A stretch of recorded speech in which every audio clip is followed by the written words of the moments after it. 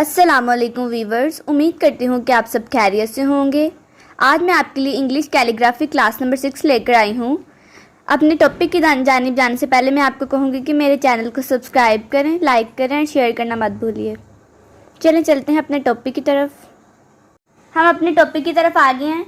आज मैं आपको लिखना सिखाऊंगी यू। चलें लिखते हैं। सबसे पहले हम लिखेंगे, इस तरह करेंगे और इस तरह। यू, एक और यू भी हम लिख सकते हैं अगर आपने इस तरह लिखना है तो।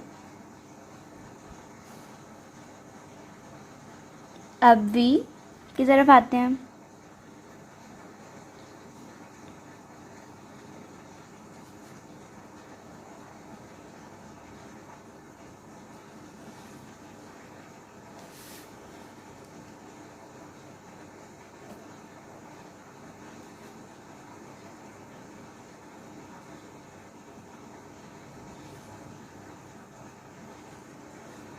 अब डब्ल्यू,